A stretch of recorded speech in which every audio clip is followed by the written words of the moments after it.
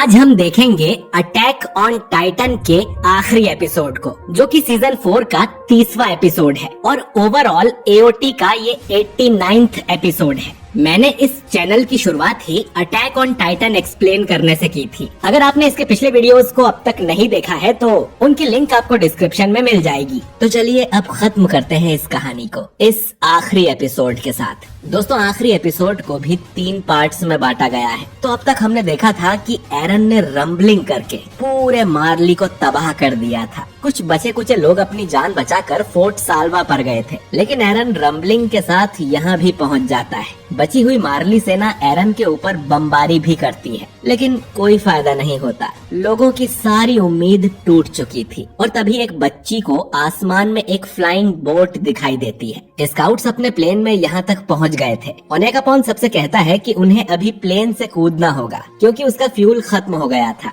सभी के कूदने के बाद वो उसकी इमरजेंसी लैंडिंग कर लेगा। तभी उन्हें फाउंडिंग टाइटन के ऊपर बीस्ट टाइटन दिखाई देता है, जो कि इन पर पत्थर फेंकने लगता है। दोस्तों, असल में ये सिर्फ बीस्ट टाइटन का एक कॉपी है जो एरन ने बनाया था और जीक इसके अंदर नहीं है। आर्मिन सभी को ऑर्डर देता है कि उनका टारगेट जीक है, क्योंकि उसे मारने के बाद रंबलिंग रुक जाएगी और फिर ये लोग एरन को जिंदा पकड़ लेंगे। ओनेगापोन प्लेन को बीस्ट टाइटन के पास ही ले जाता है और फिर सभी स्काउट्स उसमें से कूदकर फाउंडिंग टाइटन के ऊपर आ जाते हैं। राइनर भी कूदते ही आर्मर्ड टाइटन में ट्रांसफॉर्म हो जाता है और सीधा बीस्ट टाइटन पर अटैक कर देता है। पीक भी कार्ड टाइटन में ट्रांसफॉर्म हो गई थी और उसके पास वो डायनामाइट्स भी थे जो कि उन्हें प्लेन में मिले थे। फोर्ट के सोल्जर्स दूरबीन से देखते हैं कि पैराडिस आइलैंड के लोग रंबलिंग को रोकने आए थे। बाकी लोग भी आर्मर्ड और कार्ड टाइटन को देख खुश हो जाते हैं। वहीं ओनेगापोन भी फोर्ट पर ही क्रैश लैंडिंग करता है। एल्डियंस उसे प्लेन से बाहर निकालते हैं और एनी के फादर उससे अपनी बेटी के बारे में भी पूछते हैं, लेकिन ओनेगापोन बेहोश हो गया था। इसके बाद हमें ईमिर का एक सीन दिखाया जाता है जिसमें हमें पता चलता है कि वो ईमिर ही थी जिसने उस दिन उस पिग को आजाद किया था, जिसके लिए उसे बाद में सजा भी मिली थी। खैर, फाउंडर ईमिर भी ये सारा बैटल देख रही थी। इन लोगों को पता चलता है कि जिसे वो बीस्ट टाइटन समझ रहे हैं वो बस एक पुतला है और उसमें तो जीक है ही नहीं, यानी कि जीक इस विशालकाय फाउंडिंग टाइटन में कहीं छुपा हुआ है और इतने बड़े ढांचे में उसे ढूंढना नामुमकिन है। तो उनके पास एक ही रास्ता बचता है कि आर्मिन कोलोसल टाइटन में ट्रांसफॉर्म होकर धमाके में सब कुछ उड़ा दे। तभी शायद इन्हें कहीं एरन और जीक मिल जाए। ये प्लान मिकासा को अच्छा नहीं लगता क्योंकि इसमें एरन की मौत भी हो सकती है, पर आर्मिन उसे समझाता है कि एरन को इस अटैक के बारे में पहले ही पता होगा, तो उसे नहीं लगता कि एरन इसमें मारा जाएगा। अब सभी आर्मिन से दूर जाने लगते हैं और आर्मिन मन में सोचता है कि उसे एरन से लड़ना ही होगा, वरना कुछ भी नहीं बदलेगा। और इतने में ही एक टाइटन अपनी जीभ से आर्मिन को पकड़ लेता है और उसका मुंह भी बंद कर देता है ताकि वो खुद को काट कर ट्रांसफॉर्म ना हो सके। फिर आर्मिन को अपने मुंह में डालकर ये टाइटन यहाँ से भागने लगता है। मिकासा ये देख चिल्लाती है और सभी पीछे मुड़कर देखते हैं कि अब एरन के ऊपर ढेर सारे टाइटन्स के कॉपीज आ गए थे। इनमें 3 टाइटन्स राइनर पर हमला कर देते हैं, लेकिन मिकासा और जीन थंडर स्पीयर से उन टाइटन्स को मार देते हैं। इन्हें समझ नहीं आता है कि ये आखिर कौन से टाइटन्स हैं। कॉनी कहता है कि इनसे लड़ने में तो सारे थंडर स्पीयर्स खत्म हो जाएंगे और पता नहीं आर्मिन जिंदा है भी या नहीं। पर लिवाई उसे बताता है कि अगर आर्मिन को खरोच भी आई होती तो वो ट्रांसफॉर्म हो गया होता। इसका मतलब है कि उसे सही सलामत पकड़ा गया है। वो टाइटन आर्मिन को फाउंडिंग टाइटन के पिछले हिस्से की तरफ ले गया है। आर्मिन तक पहुंचने से पहले उन्हें इन ढेर सारे रेप्लिका टाइटन्स का सामना करना पड़ेगा जो कि उनके रास्ते में है। अगर लिवाई अपने सबसे अच्छे शेप में होता तो भी इन सब को नहीं मार पाता, तो वो मिकासा को भी थोड़ा शांत रहने को बोलता है। पीक समझ गई थी कि ये टाइटन्स और कोई नहीं बल्कि उनसे पहले जितने भी टाइटन्स शिफ्टर्स थे उनकी कॉपीज हैं। इनके अंदर अपना कोई दिमाग नहीं है और एरन ने इस टाइटन की सेना को हमें रोकने के लिए ही जिंदा किया है और वो अपनी पावर से ऐसे अनगिनत टाइटन्स बना सकता है। दोस्तों, मैं आपको एक और चीज बता दूं कि जिस टाइटन ने आर्मिन को किडनैप किया है वो भी एक बीस्ट टाइटन है। असल में बीस्ट टाइटन हमेशा मंकी नहीं होते, बल्कि वो अपने होल्डर के हिसाब से किसी भी जानवर के रूप में हो सकते हैं। जीक को बचपन से मंकी पसंद था, इसीलिए वो एक मंकी टाइटन है। इसी तरह एरन के ऊपर आपको अलग अलग तरह के बीस्ट टाइटन देखने को मिलेंगे जो कि जीक से पहले वाले होल्डर्स हैं। खैर, अब आर्मिन का मिलना तो मुश्किल था, इसीलिए पीक खुद एरन को मारने का डिसाइड करती है। वो बाकी टाइटन्स से बचती हुई एरन के हेड तक जाती है और उसकी गर्दन पर बॉम्ब्स को लपेट देती है। फिर वो ट्रिगर दबा के धमाका करने ही वाली थी कि एक वॉर हैमर टाइटन उसे स्टैब करके हवा में लटका देता है, जिससे उसके हाथ से ट्रिगर छूट जाता है। और ये लारा टाइबर का ही वॉर हैमर था। राइनर पीक की मदद करने आता है तो पोर्को और मार्शल के जॉ टाइटन्स उस पे हमला कर देते हैं। मार्शल का जॉ टाइटन जीन को खाने ही वाला था, लेकिन लिवाई उसे बचा लेता है और सबसे कहता है कि उन्हें आर्मिन को लाना ही होगा, उसके बिना वो नहीं जीत सकते। फिर ये लोग टाइटन्स को काटना शुरू कर देते हैं। राइनर के पीछे 3 टाइटन्स पड़ जाते हैं। जीन मिकासा को थंडर स्पीयर देता है, जिनसे मिकासा उन तीनों टाइटन्स को मार गिराती है। इधर ओकापी टाइटन के अंदर आर्मिन को सांस नहीं आ रही थी। वो सोचता है कि क्या एरन उसे दम घोट कर मारने वाला है, लेकिन फिर उसे ईमिर याद आती है और वो समझ जाता है कि ये सब एरन नहीं बल्कि ईमिर कर रही है। ये टाइटन सेना ईमिर ने बनाई है इन लोगों को रोकने के लिए। मतलब ईमिर भी इंसानियत का खात्मा चाहती है और ये लोग ईमिर का तो कुछ बिगाड़ ही नहीं सकते। मतलब कि वो हार गए। आर्मिन अब हिल नहीं पा रहा था और उसे अपने सामने बेरथोल्ट दिखाई देता है जो रो रहा था। ऐसा ही सपना आर्मिन ने बेरथोल्ट की मौत वाले दिन भी देखा था। खैर, बाहर अब बेरथोल्ट का कोलोसल टाइटन भी आ जाता है। वो सीधा राइनर को उठाता है और उसकी गर्दन काट लेता है और फिर जोर से नीचे दे मारता है, जिससे बड़ी शॉक वेव निकलती है। इसमें कॉनी बेहोश होकर ढांचे से नीचे लटक जाता है और मिकासा बाकी टाइटन्स को उससे दूर रखने की कोशिश करती है। वो देखती है कि लिवाई भी अब लड़ने की हालत में नहीं था। राइनर अपने टाइटन से बाहर आ गया था, लेकिन उसे भी जीन ने पकड़ा हुआ था और उन दोनों के ही ओडियम गियर्स डैमेज हो गए थे, जिससे वो भी अब फंस गए हैं। राइनर जीन से कहता है कि उसे नीचे गिरने दे, वो एक और बार ट्रांसफॉर्म हो सकता है। पर जीन जानता था कि राइनर नीचे गिरा तो रंबलिंग में कुचल कर मारा जाएगा और उसका आर्मर्ड टाइटन भी रंबलिंग के सामने कुछ नहीं कर सकता। इन्होंने जीतने की उम्मीद छोड़ दी थी, लेकिन अपनी आखिरी सांस तक ये लड़ेंगे जरूर। आखिर हम स्काउट्स हैं और स्काउट्स कभी हार नहीं मानते। मिकासा देखती है कि कॉनी को एक सांप जैसा बीस्ट टाइटन खाने वाला है और वो उससे काफी दूर थी, तो लिवाई किसी तरह उस टाइटन से लड़ता है, पर वो टाइटन लिवाई की टांग को ही काट लेता है। मिकासा आकर उस टाइटन को मारती है और लिवाई नीचे गिरने लगता है, पर तभी कॉनी को होश आता है और वो लिवाई को पकड़ लेता है। सभी लोग बुरी तरह से फंस गए थे और टाइटन्स ने उन्हें खाने के लिए चारों तरफ से घेर लिया था। मिकासा अकेले ही सभी टाइटन से लड़ने के लिए तैयार थी, लेकिन तभी उसके पीछे कोई पंखों वाला टाइटन आ जाता है और ये टाइटन सभी को अपनी पीठ पर बैठाकर यहाँ से उड़ा ले जाता है। ये टाइटन कोई और नहीं बल्कि फॉल्को था, जो कि पहला उड़ने वाला टाइटन है। दोस्तों, जैसा कि मैंने आपको बताया था कि बीस्ट टाइटन किसी भी तरह का एनिमल हो सकता है। अब भले ही फॉल्को जॉ टाइटन है, लेकिन वो प्योर टाइटन जीक के स्पाइनल फ्लूइड की वजह से बना था और इसीलिए उसमें बीस्ट टाइटन की भी कुछ पावर्स आ गई थी और फॉल्को तो शुरू से ही उड़ने के सपने देखता था। खैर, एनी सबको बताती है कि फॉल्को के ट्रांसफॉर्मेशन की वजह से कियोमी की शिप डूब गई थी और कियोमी ने ही इन्हें इसकी परमिशन दी थी ताकि ये लोग यहाँ आकर रंबलिंग को रोक सके। राइनर को ये अच्छा नहीं लगता कि गाबी भी यहाँ आई है। मिकासा एनी को बताती है कि आर्मिन और पीक दोनों को पकड़ लिया गया है और उन्हें एनी की मदद चाहिए। लिवाई अब ग्रुप को 2 टीम्स में बांट देता है। एक ग्रुप आर्मिन को बचाने जाएगा ताकि वो एक्सप्लोजन कर सके और दूसरा ग्रुप एरन की गर्दन को धमाके से उड़ा देगा। अब एरन से बातचीत करने का समय जा चुका है। मिकासा एरन की मौत नहीं चाहती थी। कॉनी उसे याद दिलाता है कि अगर फॉल्को उड़ते हुए नहीं आया होता तो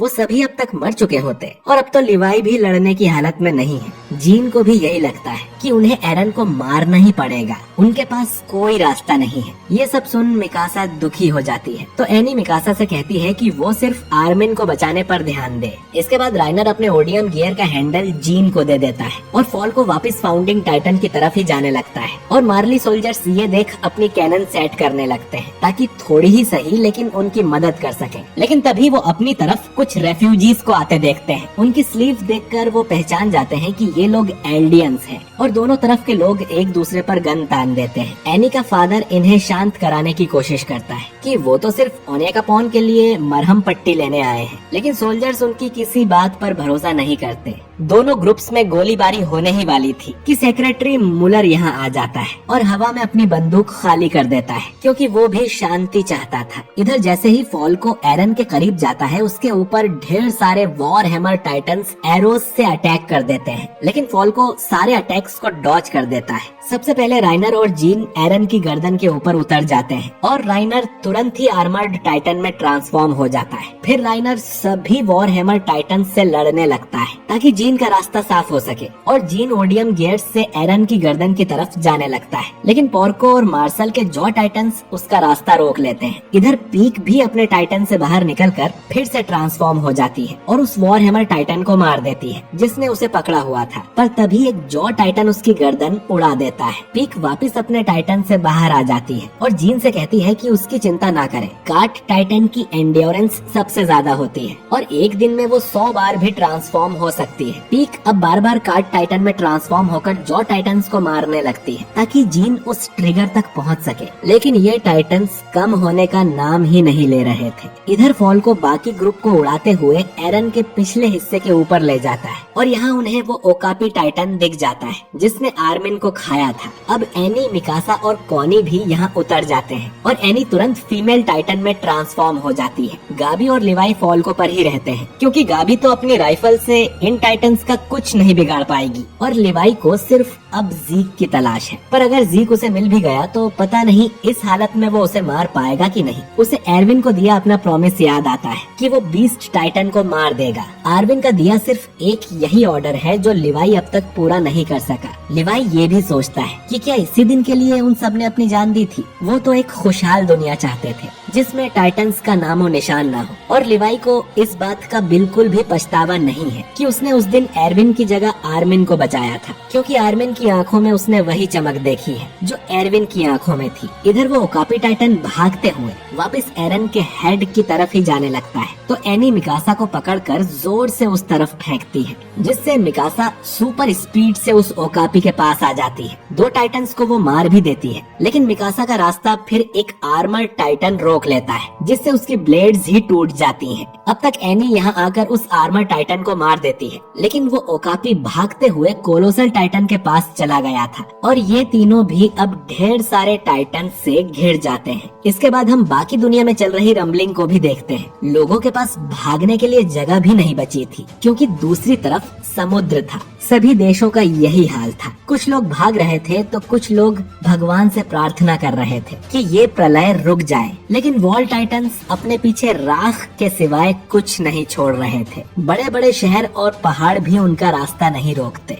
समुद्र में गिर रही उस भीड़ में एक माँ भी थी जो कि वहाँ से नीचे गिर जाती है, लेकिन उस बच्चे को एक आदमी पकड़ लेता है और वो सभी लोग उस बच्चे को आगे सरकाते जाते हैं ताकि कम से कम उसे बचाया जा सके। पर टाइटन्स कहाँ रुकने वाले थे। इधर आर्मिन अपने शरीर को हिलने के लिए कहता है, नहीं तो उसके सारे दोस्त मारे जाएंगे और वो उनके किसी भी काम नहीं आ सकेगा। इतना कहकर आर्मिन रोने लगता है। तभी उसके हाथ में रेत आ जाती है और वो समझ जाता है कि वो मरा नहीं है बल्कि पाथ्स में है। टाइटन के अंदर होकर भी उसे बाहर का सब पता है क्योंकि सारे एल्डियंस पाथ्स के थ्रू कनेक्टेड होते हैं। आर्मिन अब सोचने लगता है कि वो यहाँ पर कैसे उनकी मदद करे। तभी पास में उसे जीक दिखाई देता है जो आराम से सैंड कैसल बना रहा था। आर्मिन जीक से बात करने जाता है और जीक समझ जाता है कि आर्मिन को भी ईमिर ने कंज्यूम कर लिया है।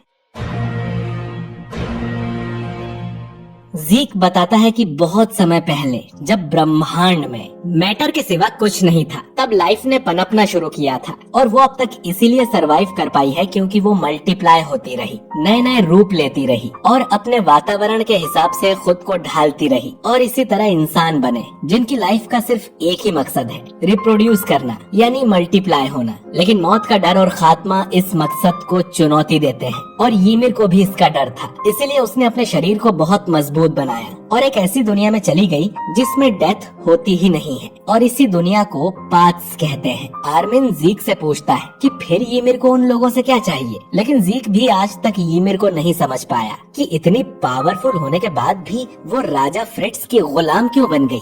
2000 साल के बाद भी वो उस राजा के आदेश का पालन क्यों कर रही है कि टाइटन पावर खत्म नहीं होनी चाहिए। कुछ तो ऐसा है जिसे ईमिर छोड़ नहीं पा रही। एरन ने वो समझ लिया था, इसीलिए ईमिर ने जीक की जगह एरन का साथ दिया। आर्मिन जीक से पूछता है कि वो लोग यहाँ से रियल वर्ल्ड में कैसे जा सकते हैं, क्योंकि उसे अपने दोस्तों को बचाना है। जीक कहता है कि उसे नहीं लगता कि यहाँ से बाहर जाना पॉसिबल है, और बाहर जाना ही क्यों है, उसके दोस्तों को जीत मिले या हार, एक न एक दिन तो सबको मरना ही है। आर्मिन को तभी रेत में एक लीफ मिलती है और उसे अपना बचपन याद आता है, जब वो एरन और मिकासा उस पहाड़ी वाले पेड़ तक रेस लगाया करते थे, जिससे आर्मिन को इतनी खुशी मिलती थी कि उसे लगता था कि उसका जन्म एरन और मिकासा के साथ रेस करने के लिए ही हुआ है। जब वो साथ में मार्केट जाते थे या वो गिलहरी को दाना डालते थे, उसे उतनी ही खुशी मिलती थी। उसके लिए ये छोटे छोटे मोमेंट्स बहुत कीमती थे। लेकिन जीक को आर्मिन के हाथ में बेसबॉल दिख रही थी। आर्मिन कहता है कि भले ही ये लीफ मल्टीप्लाई ना हो सके,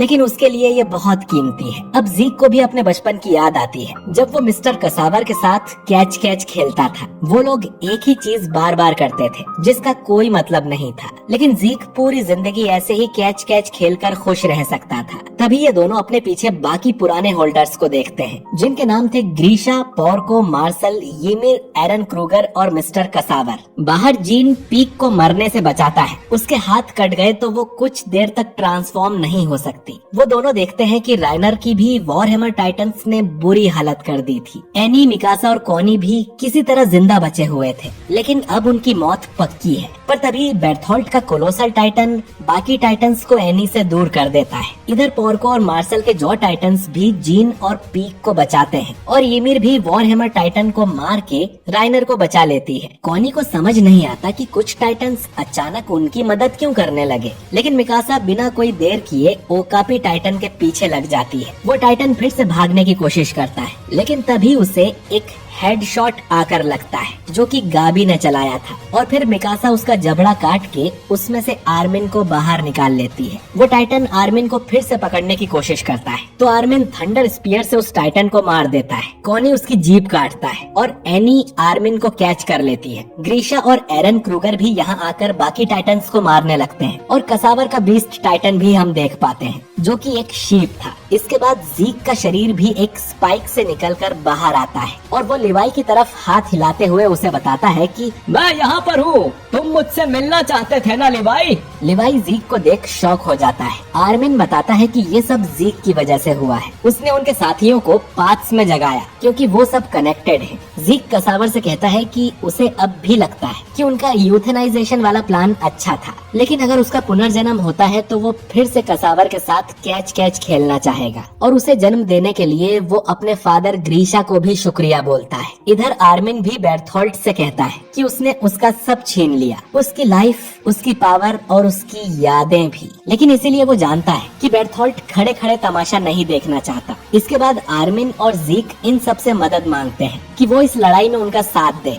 और वो सब ऐसा ही करते हैं। खैर, जीक देखता है कि आज मौसम कितना अच्छा है, काश उसने ये सब पहले देखा होता, लेकिन इतने लोगों को मारने के बाद ये सब उसके नसीब में नहीं है। इतना कहकर वो आंखें बंद कर लेता है, और लिवाई बिजली की तेजी से उसकी गर्दन काट देता है। जीक के मरते ही रंबलिंग और सारे वॉल टाइटंस अपनी जगह पर रुक जाते हैं, लेकिन एरन आगे बढ़ता रहता है। राइनर अब जीन को एरन की गर्दन की तरफ फेंकता है, और बाकी टाइटंस उसका रास्ता साफ करते हैं। जीन उस ट्रिगर तक पहुंच जाता है। एरन को एक आखिरी बार सुइसाइडल ब्लॉकहेड बुलाकर जीन उस ट्रिगर को दबा देता है, जिससे एरन की गर्दन पर बड़ा धमाका होता है और फाउंडिंग टाइटन का सिर कट कर नीचे गिरने लगता है। लेकिन उसकी गर्दन से वही क्रीचर सेंटीपीड बाहर निकलता है और एरन से जुड़ने के लिए उसके सिर की तरफ जाने लगता है, लेकिन राइनर बीच में आकर उसे पकड़ लेता है। कॉनी सभी से फॉल्को पर चढ़ने को बोलता है क्योंकि आर्मिन इस जगह को उड़ाने वाला है। जीन को राइनर की चिंता होती है, पर पीक उसे बताती है कि उसका आर्मर टाइटन इस धमाके को सहन कर लेगा, और वैसे भी राइनर तो कब से मरने को तैयार बैठा है। सभी यहाँ से चले जाते हैं और आर्मिन उन सभी टाइटन्स का शुक्रिया करता है उसकी मदद करने के लिए। और फिर एरन को अलविदा कहकर आर्मिन कोलोसल टाइटन में ट्रांसफॉर्म हो जाता है, जिससे एक परमाणु बम के जैसा धमाका होता है जिसमें पूरा फाउंडिंग टाइटन तबाह हो जाता है और चारों तरफ धुआं फैल जाता है। ठीक इसी समय पैराडाइज आइलैंड पर हिस्टोरिया अपने बच्चे को जन्म देती है। इधर फॉल्को सभी को फोर्ट सेल्वा पर ले आया था और वो सोचने लगते हैं कि क्या एरन सच में मर गया। तभी मिकासा को हेडेक होने लगता है और उसे याद आता है कि उसकी एरन से आखिरी मुलाकात उस मीटिंग रूम में हुई थी जहां एरन ने कहा था कि वो मिकासा से नफरत करता है। वो ये सोचकर दुखी हो जाती है कि एरन ने उससे आखिरी बात ये कही थी। गाबी अपने पेरेंट्स को देख उन्हें गले लगा लेती है। फॉल्को और पीक भी अपनी फैमिली से जाके मिलते हैं और कॉनी ये देख कहता है कि शायद उन्होंने रम्बलिंग रोककर सही काम किया। राइनर की माँ एनी को बताती है कि उसी के फादर उन सबको यहाँ तक लाए हैं और एनी उन्हें ढूंढने चली जाती है। आर्मिन और राइनर दोनों को सही सलामत देख स्काउट्स खुश होते हैं, लेकिन वो सेंटीपीड अब भी जिंदा था और लोगों की तरफ आ रहा था। राइनर और आर्मिन उसे रोकने आगे बढ़ते हैं, लेकिन तभी उसके पीछे एक धमाका होता है और जीन बोलता है कि लगा ही था कि ये इतनी आसानी से नहीं मरेगा। ये एरन था जो कि इस बार प्रॉपर फाउंडिंग टाइटन में ट्रांसफॉर्म हुआ था और ये कोलोसल टाइटन जितना ही बड़ा था। गाबी कहती है कि अगर वो सेंटीपीड एरन के कांटेक्ट में आ गया तो शायद रम्बलिंग फिर से शुरू हो सकती है, पर वो उसका कुछ बिगाड़ भी तो नहीं सकते, तो उन्हें एरन को ही मारना पड़ेगा। और मिकासा अपना सिर पकड़ के सोचने लगती है कि ये सब इस तरह ही क्यों हुआ। तभी वो सेंटीपीड अपने अंदर से किसी तरह की गैस निकालने लगता है। इधर मुलर ने एल्डियंस के साथ संधि कर ली थी। वो लोग एक दूसरे की मदद कर रहे थे और एनी भी अपने फादर के पास वापस आ जाती है। बाकी लोगों को समझ नहीं आता कि ये गैस आखिर क्या है, लेकिन कॉनी सोचता है कि कहीं ये गैस वैसी तो नहीं जैसी उसके गांव में छोड़ी गई थी और फिर सभी लोग प्योर टाइटन्स बन गए थे। ये सुनते ही लिवाई मिकासा और पीक को फॉल्को पर चढ़ने को कहता है। उन्हें यहाँ से निकलना होगा क्योंकि यहाँ के सभी लोग प्योर टाइटन्स बनने वाले हैं और एक्रमैन और टाइटन शिफ्टर्स पर इसका असर नहीं होगा। ये सुन पीक दुखी हो जाती है। जिन लोगों के लिए उन्होंने इतनी मेहनत की वो उन्हें वापस खोने वाले हैं। वो तीनों फॉल्को पर बैठकर यहाँ से उड़ जाते हैं। जीन और कॉनी भी नीचे रह गए थे। वो एक दूसरे के कंधे पर हाथ रख लेते हैं कि उन्हें अपने साथियों पर यकीन है, वो इस काम को अंजाम देंगे। वो दोनों अपनी एंट्रेंस सेरेमनी भी याद करते हैं जिस दिन उन्होंने स्काउट्स बनने का फैसला लिया था। इसके बाद ये सभी लोग प्योर टाइटन्स में ट्रांसफॉर्म हो जाते हैं। एनी के फादर भी प्योर टाइटन बन गए थे और ये सब करीब से देखने पर मुलर भी डर जाता है, लेकिन ये टाइटन्स उस सेंटीपीड ने अपनी मदद के लिए बनाए थे। वो सब सेंटीपीड के साथ एरन की तरफ जाने लगते हैं, लेकिन राइनर फिर भी उस सेंटीपीड को पकड़ लेता है। गाबी, जीन, कॉनी और अपनी माँ को प्योर टाइटन बना देख उसे बहुत दुख होता है। पीक और एनी भी राइनर की मदद को आ जाती हैं और सेंटीपीड को पकड़ के रखती हैं। दूसरी तरफ आर्मिन और एरन भी लड़ना शुरू कर देते हैं। लिवाई मिकासा से हिम्मत रखने को कहता है क्योंकि अब सिर्फ वही बचे हुए थे जो एरन को मार सकते हैं, लेकिन मिकासा ये सब और नहीं झेल सकती।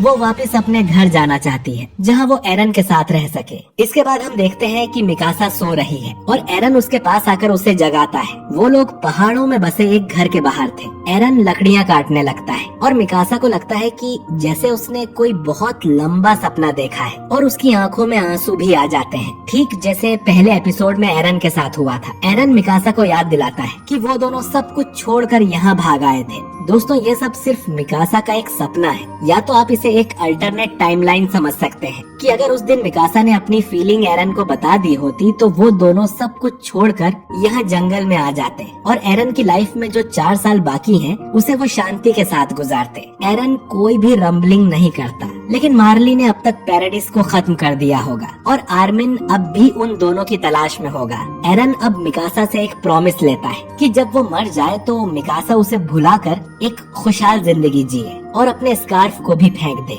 कहानी वापस प्रेजेंट में आ जाती है। आर्मिन और एरन के बीच घमासान युद्ध चल रहा था और मिकासा एरन से माफी मांगती है क्योंकि वो उसे कभी नहीं भुला सकती। फिर मिकासा फॉल्को और लिवाई से कहती है कि एरन का सिर उसके टाइटन के मुंह में है, तो वो सब वहाँ पहुँचने में उसकी मदद करें। फॉल्को अब इन्हें एरन के पास ले जाता है और लिवाई एरन के करीब पहुंचकर सीधा उसके मुंह में थंडर स्पीयर मारता है, जिससे उसके दांत में छेद हो जाता है और उसी छेद में से मिकासा टाइटन के मुंह के अंदर जाती है, जहां एरन का सिर था। मिकासा मुस्कुराते हुए एरन की गर्दन काट देती है और एरन मरने से पहले आखिरी बार मिकासा को देखता है और अपनी आंखें बंद कर लेता है। मिकासा एरन से कहती है कि वो उससे फिर मिलेगी, शायद किसी और समय, किसी और दुनिया में। वो एरन के सिर को उठाकर उसे किस करती है और ymir पीछे खड़ी ये सब देख रही थी।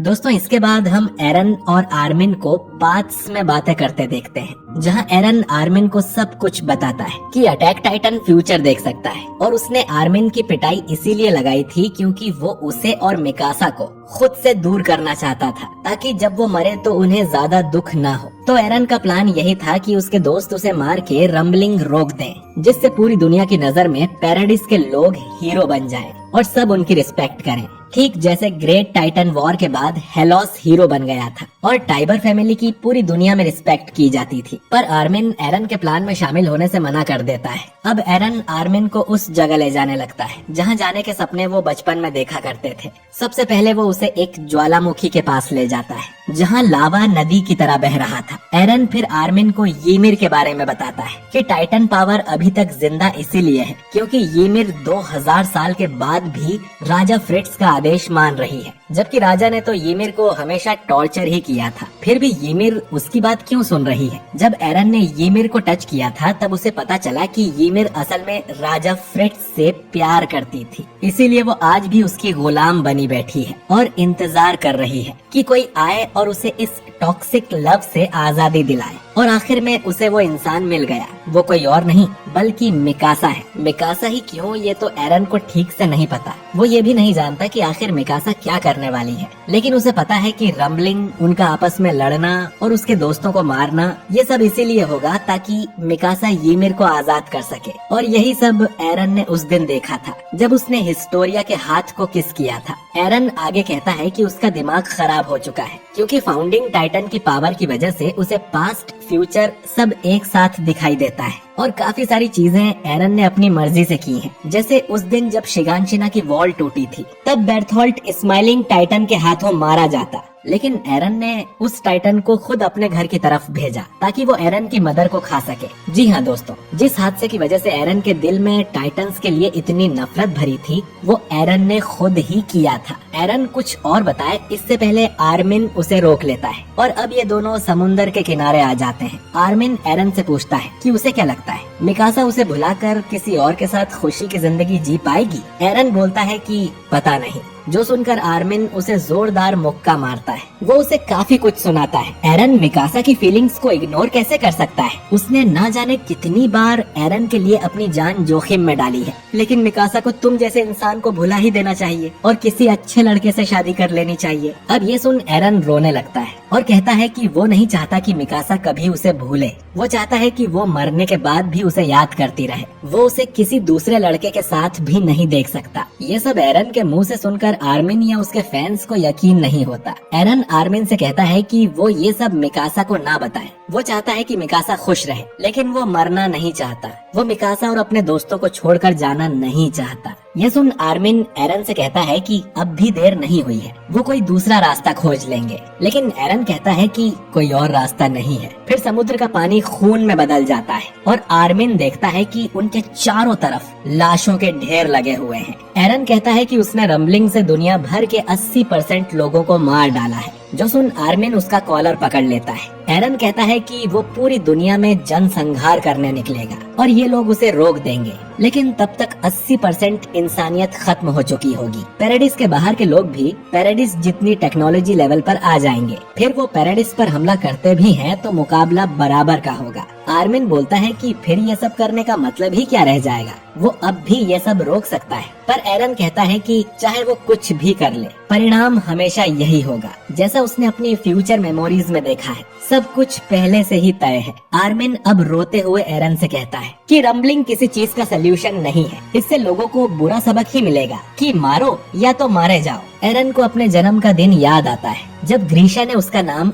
एरन रखा था और कहा था कि तुम आजाद हो। एरन बोलता है कि वो सब कुछ बराबर करना चाहता था। उसे लगा कि वो ये सब अपने दोस्तों को बचाने के लिए कर रहा है, लेकिन उसकी वजह से साशा और हांजी मारी गयी। इन्हें फ्लॉथ से लड़ना पड़ा और ये सब इसीलिए हुआ क्योंकि मैं बेवकूफ हूँ जिसके हाथों में इतनी बड़ी पावर लग गई, और इसीलिए फिर ये सब हुआ। आर्मिन फिर ब्लड में हाथ डालकर कुछ निकालता है और कहता है कि गलती मेरी है, मैंने तुम्हें वो बाहरी दुनिया की बुक दिखाई थी, तुम्हारे मन में आजादी का ख्याल मैंने ही डाला था। आर्मिन ने यहाँ से एक सी शेल निकाला था जो कि उन्हें उस दिन समुद्र में से मिला था। आर्मिन एरन का शुक्रिया अदा करता है उसे वॉल्स के बाहर की दुनिया दिखाने के लिए, और अब एरन जो भी करेगा उसके लिए वो दोनों ही जिम्मेदार होंगे, और अगर नर्क होता है तो वो दोनों साथ में अपने पापों की सजा वहाँ भुगतेंगे। 80% इंसानियत को खत्म करने की सजा उन दोनों को मिलेगी। इतना सब होने के बाद भी आर्मिन ने एरन से अपनी दोस्ती नहीं तोड़ी। इसके बाद दोनों एक दूसरे के गले लग जाते हैं। एरन आर्मिन से कहता है कि अब वो उसकी ये वाली मेमोरीज मिटा रहा है,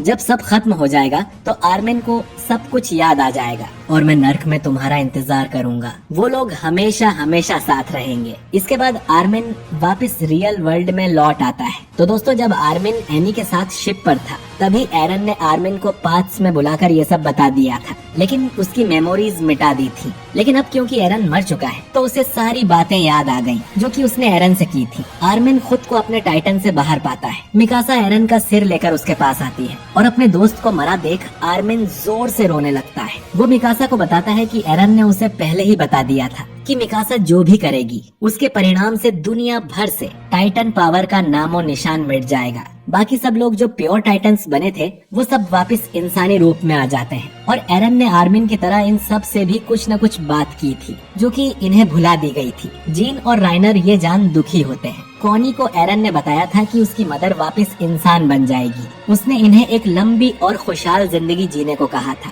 पीक सोचती है कि काश एरन ने उससे भी बात की होती। एनी अपने फादर को गले लगाती है। उसने घर लौटने का अपना वादा पूरा कर दिया था। लिवाई एक पत्थर के सहारे बैठा होता है और उसे अपने सर्वे कॉर्प्स के शहीद साथियों की स्पिरिट्स नजर आती है। वो सब उसे सल्यूट करते हैं और लिवाई भी उन्हें सल्यूट करता है और उसकी आंखों में आंसू आ जाते हैं। जीन और कॉनी को भी साशा की आत्मा नजर आती है जिसे देखकर वो दोनों रोने लगते हैं। फॉल को भागकर गाबी को गले लगाने जाता है लेकिन वो उसे सुप्लेक्स मार देती है। राइनर अपनी मदर के पास जाकर उनसे कहता है कि अब वो आर्मर टाइटन नहीं रहा। उसकी माँ ये सुनकर बहुत खुश होती है और कहती है कि उसे बस अपना बेटा वापस चाहिए, जो सुनकर राइनर की आंखों से भी आंसू आ जाते हैं। मिकासा अब आर्मिन से कहती है कि वो जा रही है। ये लोग एरन को ठीक से दफनाने भी नहीं देंगे। मिकासा एरन को उसी पेड़ के पास ले जाएगी जिसके नीचे बचपन में वो सो जाया करता था। इसके बाद मिकासा यहाँ से जाने लगती है। इधर मुलर और उसके सोल्जर्स फिर से एल्डियंस पर बंदूक तान देते हैं क्योंकि उन्हें प्योर टाइटन में बदलता देख उसकी फट गई थी। एनी के फादर उसे समझाते हैं कि वो लोग भी अब आम इंसान हैं और उनकी टाइटन पावर्स हमेशा के लिए जा चुकी हैं। लेकिन मुलर को सबूत चाहिए था। आर्मिन आगे आकर कहता है कि अगर उनके पास टाइटन पावर होती तो उन्होंने अपने बचाव में अब तक उसे यूज कर लिया होता। यही इस बात का सबसे बड़ा प्रूफ है। मुलर के पूछने पर आर्मिन बताता है कि मेरा नाम आर्मिन है और मैंने ही अटैक टाइटन एरन येगर को मारा है। मिकासा को जाते हुए ईमेल मिलती है जो कि अब अपने बच्चे वाले रूप में नहीं थी। मिकासा समझ जाती है कि वो ईमेल थी जो उसके दिमाग में झांकती रहती थी। मिकासा उसे कहती है कि उसका प्यार किसी लंबे नाइटमेयर जैसा था, जो हो गया अब उसे बदला नहीं जा सकता। लेकिन मिकासा आज इस दुनिया में ईमिर की वजह से ही है। अब ईमिर भी सोचती है कि अगर उसने उस दिन राजा फ्रिट्स को मर जाने दिया होता तो उसकी जिंदगी क्या हो सकती थी। पर मिकासा ने हिम्मत दिखाकर अपने ही प्यार को मार डाला और यही देखकर ईमिर भी राजा फ्रिट्स की गुलामी से खुद को आजाद कर लेती है और उसकी आत्मा को मुक्ति मिल जाती है। और दोस्तों, क्योंकि अब ईमिर ही नहीं है इसीलिए टाइटन पावर भी दुनिया से खत्म हो गई है। यानी कि राइनर और बाकी शिफ्टर्स 13 साल नहीं बल्कि पूरी जिंदगी जिएंगे। और जो भी प्योर टाइटन्स बचे थे जैसे कॉनी की माँ, वो भी वापस इंसान बन गई होगी। सभी वॉल टाइटन्स भी धूल बनकर उड़ जाते हैं। इसके बाद हम हिस्टोरिया की बेटी को देखते हैं। आज उसका जन्मदिन था और उस कयामत के दिन को 3 साल बीत चुके हैं जिसे लोग the battle of heaven and earth कहते हैं। लोग अब भी उससे उबर नहीं पाए हैं। पैराडाइस को डर है कि बाकी दुनिया अब भी उन पे हमला कर सकती है, इसीलिए उन्होंने अपनी एक मिलिट्री बना ली जिसे येगारिस्ट लीड करते हैं, ताकि अगर कभी युद्ध हो तो वो तैयार रहें, चाहे टाइटन्स चले गए हो। लेकिन इंसानी झगड़े कहीं नहीं जाने वाले। एरन ने फ्यूचर के बारे में हिस्टोरिया को भी बताया था, लेकिन इस फ्यूचर के बारे में तो उसने भी नहीं सोचा होगा। उन्हें तब तक लड़ना होगा जब तक लड़ने की जरूरत ना पड़े। एरन ने उनके लिए ऐसी लाइफ छोड़ जाने का तो बिल्कुल नहीं सोचा होगा। ये सब हिस्टोरिया ने लेटर्स में लिखा था, जो कि आर्मिन और बाकी सब पढ़ रहे थे। राइनर हिस्टोरिया की राइटिंग की तारीफ करता है और उसे सूंघता भी है। जीन उसे याद दिलाता है कि हिस्टोरिया शादीशुदा है, तो उसके सपने देखना छोड़ दे। ये लोग पैराडाइस जा रहे थे और इन्हें नहीं पता कि वहाँ के लोग इनका कैसे स्वागत करेंगे, क्योंकि बाकी दुनिया के लिए भले ही ये हीरो बन चुके हैं, लेकिन पैराडाइस के लिए तो ये देशद्रोही हैं, जिन्होंने उनके हीरो एरन को मारा था। और अब वो बाकी मित्र देशों की तरफ से शांति दूत बनकर वहाँ जा रहे थे। इन्हें तो ये भी डर था कि इनकी शिप पहुँचने से पहले ही डूब जाएगी, लेकिन आर्मिन कहता है कि ऐसा कुछ नहीं होगा। पैराडाइस के लोग भी इनकी कहानी जानना चाहते होंगे कि जो लोग एक टाइम पर एक दूसरे की जान के दुश्मन थे, वो साथ आकर शांति दूत कैसे बन गए। हम देखते हैं कि लिवाई येलेना और ओनेकापॉन के साथ था और बच्चों में कैंडी बांट रहा था। पास में ही गाबी और फॉल को पेड़ लगा रहे थे। मिकासा पहले से ही पैराडाइस पर थी और उसने एरन के सिर को शिगानशिना में उसी पेड़ के नीचे दफनाया था। वो एरन से कहती है कि उसके बाकी सब दोस्त भी जल्द ही उससे मिलने आने वाले हैं। अब बचपन को याद कर मिकासा रोने लगती है और कहती है कि वो फिर से एरन को देखना चाहती है। तभी एक बर्ड आकर मिकासा का स्कार्फ ठीक कर देती है, जैसे एरन किया करता था, जिससे मिकासा को थोड़ी हिम्मत मिलती है। वो एरन को थैंक यू बोलती है उसे ये स्कार्फ देने के लिए। और हाँ, ये एरन का कोई पुनर्जन्म नहीं था, ये बस एक बर्ड है। एओटी के हर एपिसोड में आपको बर्ड्स देखने को मिल जाएंगे। खैर, जिस पेड़ के साथ ये कहानी शुरू हुई थी, उसी पेड़ पर ये कहानी एंड हो जाती है। कुछ देर में एरन के बाकी सभी दोस्त भी यहाँ उससे मिलने आते हैं। समय का पहिया चलता रहता है, कई मौसम बदल जाते हैं और मिकासा फिर अपने पति जीन और बच्चे के साथ यहाँ आती है। कुछ समय बाद वो अपने पोतों के साथ यहाँ आते हैं और आखिर में मिकासा भी बूढ़ी होकर मर जाती है। अब कई लोग ये मानने को तैयार नहीं है कि मिकासा ने जीन से शादी कर ली, लेकिन मिकासा की डेथ के समय हम उसकी उंगली पर वेडिंग रिंग साफ देख सकते हैं। और मिकासा के अलावा और कोई लड़की अपने पति को लेकर यहाँ क्यों आएगी? बाकी आप अपने हिसाब से भी मान सकते हैं कि मिकासा आर्मिन के साथ आई होगी और उसने कभी शादी नहीं की। खैर, मिकासा को भी एरन के बगल में ही दफनाया जाता है और मरने के साथ भी मिकासा ने एरन का स्कार्फ नहीं छोड़ा था, यानी वो कभी एरन को नहीं भुला पाई। इसके बाद समय और भी तेजी से बीतता है। हमारे सारे कैरेक्टर्स बूढ़े होकर मर जाते हैं। पैराडाइस आइलैंड तरक्की करने लगता है। यहाँ ऊंची ऊंची इमारतें बन जाती हैं। कई सैकड़ों सालों बाद पैराडाइस की किसी देश से जंग छिड़ जाती है। वो उस देश पर मिसाइल छोड़ते हैं और जिससे पैराडाइस आइलैंड पर न्यूक्लियर बम से हमला होता है और सब कुछ खत्म हो जाता है। इसके काफी साल बाद हम एक बच्चे को देखते हैं जो कि तबाह हुए पैराडाइस में अपने डॉग के साथ घूम रहा था। इस बच्चे को एक पेड़ दिखाई देता है जो कि खोखला था। शायद इसी के नीचे एरन को दफनाया गया था। वो बच्चा उस पेड़ के अंदर जाने लगता है और ये masterpiece anime attack on Titan यहीं पर खत्म हो जाता है।